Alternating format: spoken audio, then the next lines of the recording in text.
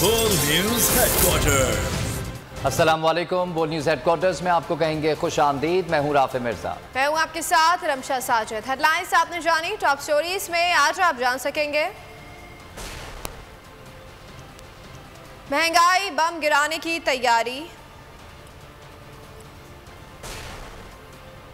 मिफ्ता की आए बाएं शाएं,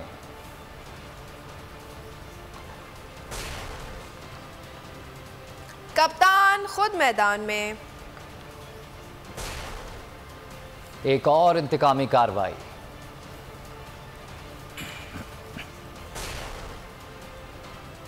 और जीत पर भी गुस्सा। चेयरमैन तहरीक इंसाफ इमरान खान के मुखालफिन की टांगें कांपने लगी क्योंकि एक के बाद एक कप्तान को मुख्तलिफ हल्कों में क्लीन चिट मिलने लगी। कराची का हल्का NA 237, NA 239 और NA 246 से इमरान खान के कागजात नामजदगी मंजूर कर लिए गए। 25 सितंबर को इमरान खान 9 हल्कों पर अकेले ज़िमनी इंतखाबात का मैदान सजाएंगे। मुखालफिन की सारी कोशिश बेकार, अब भागने का रास्ता नहीं मिलेगा। कप्तान खुद इलेक्शन का मैदान सजाएंगे। इमरान खान की 3 हल्कों में कागजात नामजदगी मंजूर।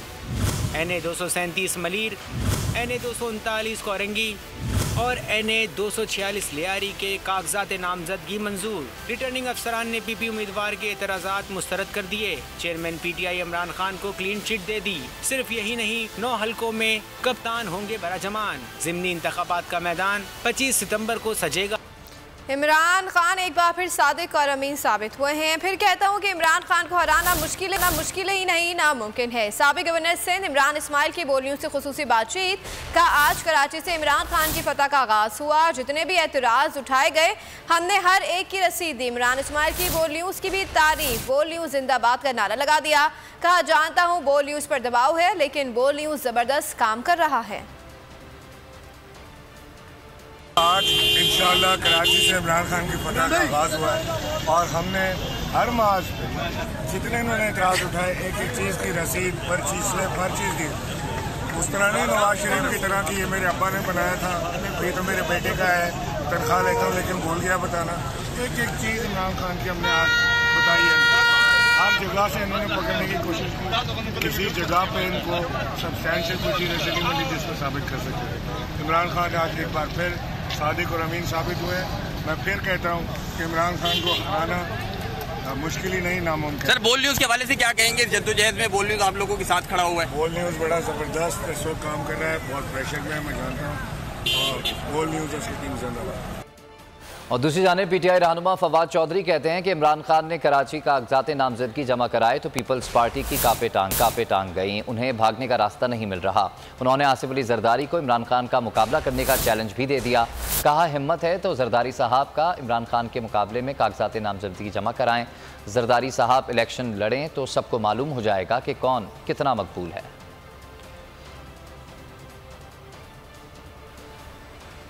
इमरान खान कहते हैं कि अवाम ने इम्पोर्टेड हुकूमत को मुस्तरद कर दिया है, कौम उनके साथ खड़ी है। तहरीक इंसाफ ने 21 अगस्त को रावलपिंडी में बड़ा पावर शो करने का फैसला कर लिया। इमरान खान की ज़ेर सदारत PTI के इजलास में 9 हल्कों के इंतखाबात पर भी बातचीत की गई। सोच रहे हैं कि करें क्या, आगे इनके समुंदर है और पीछे इमरान खान खड़ा है। शहबाज शरीफ, तुम भिखारी हो, तुम बुज़दिल हो, तुम डाकू हो, तुम गुलाम हो। सब पाकिस्तानियों ने फैसला किया है कि इम्पोर्टेड हुकूमत नामंजूर। कोई गलत फहमी में न रहे, कौम मेरे साथ खड़ी है।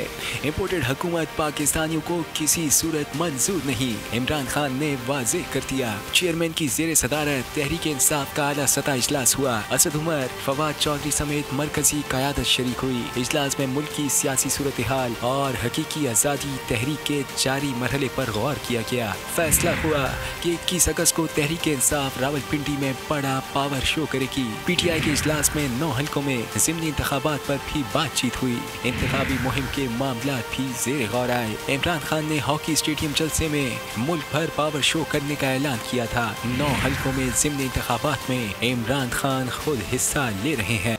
बलूचिस्तान में बदतरीन तबाही, हालिया बारिशों और सैलाबी सूरत हाल ने सूबे का हाल तबाह कर दिया। 196 अफराद अब तक लुक्मा अजल बन चुके हैं। तूबा चकजई में कई घंटे तक जारी रहने वाली बारिश से हर सू पानी ही पानी नजर आ रहा है। मूसा खेल में सैलाबी रेलों से 100 से जायद मकानात मुनद्दम हो गए। 9 अफराद जहाँ बागात और फसलें तबाह, जबकि कई मवेशी पानी के रेले में बह गए। ख़राब सूरत हाल के पेश नज़र शहरियों की महफूज मकामात पर मुंतकली का काम शुरू कर दिया गया। हुक्मरानों की नाअहली का खमियाजा अवाम भुगत रहे हैं। नई हुकूमत के बाद मुआशी सूरत हाल नाजुक हो चुकी है। पाकिस्तान दुनिया का वाहिद मुल्क है जहाँ पेट्रोल सस्ता होने के बजाय महंगा हो रहा है। आलमी मार्केट में जब तेल महंगा था तब पाकिस्तान ने ज़रूरत से ज़्यादा पेट्रोल ख़रीदा। PTI रहनुमा हमाद अज़हर बरस पड़े कहा कि PSO की LOC $248 पर खोली गई है। रूस से सस्ते ईंधन की बात PTI हुकूमत के साथ ही ख़त्म हो गई, जबकि भारत ने रूस से सस्ता तेल इम्पोर्ट करना शुरू कर दिया। सियासत, मईशत और शहरी हुकूक एक बेड़ा गर्क कर दिया गया। नए इंतखाबात की बात करना किसी तौर गैर आइनी मुतालबा नहीं है।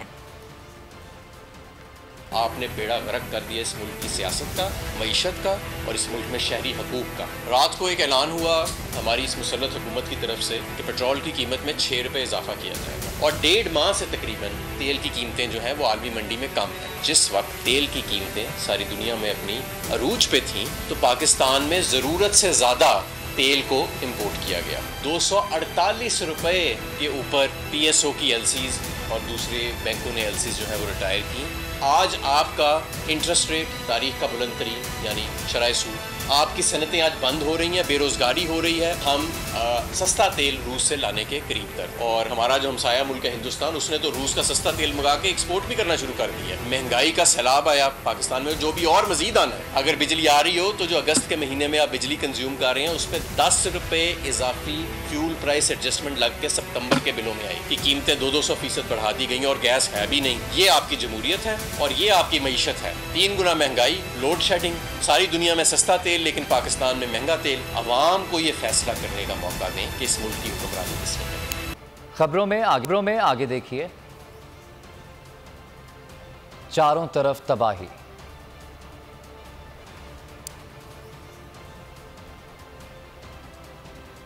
और अजाब में मुब्तला।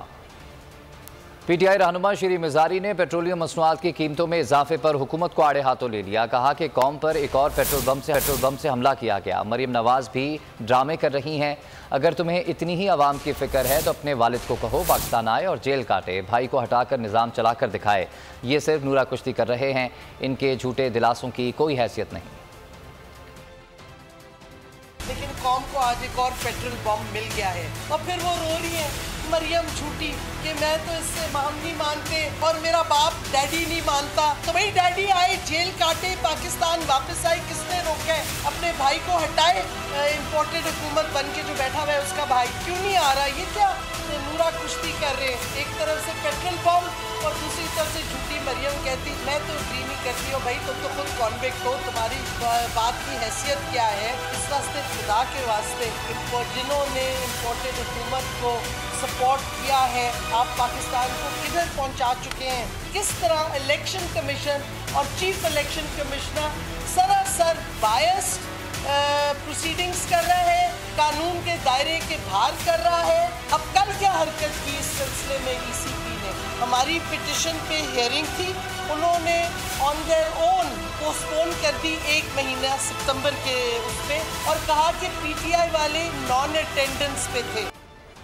अवाम पेट्रोल की बढ़ती कीमतों के खिलाफ हुकूमत पर बरस पड़े। आलमी मंडी में कीमतें कम हुई तो पाकिस्तान में क्यों नहीं? इम्पोर्टेड हुकूमत नामंजूर है। शहबाज शरीफ को खुदा का वास्ता है यार, उससे हुकूमत नहीं चलती यार। खुदा के लिए गरीब बंदे का ख्याल करो। 7 रुपए 8 रुपए रोज पेट्रोल महंगा करते हैं यार। आपने आवाम की 2 वक्त की रोटी छीन ली है। जिस तरह पेट्रोल महंगा करते हैं, दिल्ली की वेजत पे मजदूर बंदे की भी तनख्वाह बढ़ानी चाहिए। जब पेट्रोल बढ़ता है ना तो फिर हर चीज महंगी हो जाती है। ये सिलसिले चलते ही रहने ऐसे। ये पेट्रोल महंगा होने से ना ऐसे समझ लें हमारे ऊपर बम गिरता है, अवाम के ऊपर ना बहुत बड़ा बोझ पड़ जाता है। पहले से ही खर्चे पूरे नहीं हो रहे हमारे। मार्केट में जो डॉलर डॉलर में वो भी कम हुआ है, ऑयल भी कम हुआ है, इन्होंने बढ़ा दिया। बेनिफिट देना चाहिए आवाम को, इससे महंगाई में काबू आता है। पूरी आदमी मंडी में पेट्रोल नीचे आया है, हमारी ऊपर चली जाती है, जब नीचे गिरता है तब भी ऊपर, जब ऊपर जाता है तब उससे ऊपर। अभी हमने उस रास्ते से मरियाबाद के रास्ते से पैदल आया हुआ है पेट्रोल की वजह से, क्योंकि हमारे पास पैसे कम है, महंगाई बहुत ज्यादा है, आटा महंगा है, चीनी महंगा है, हर चीज महंगा है। आलमी मंडी में भी तेल सस्ता हो रहा है, तो इसके बावजूद फिर भी तेल की कीमतें बढ़ रही है, ये समझ नहीं आ रही। सब्सक्राइब करें और बेल दबाएं ताकि कोई खबर रह न जाए।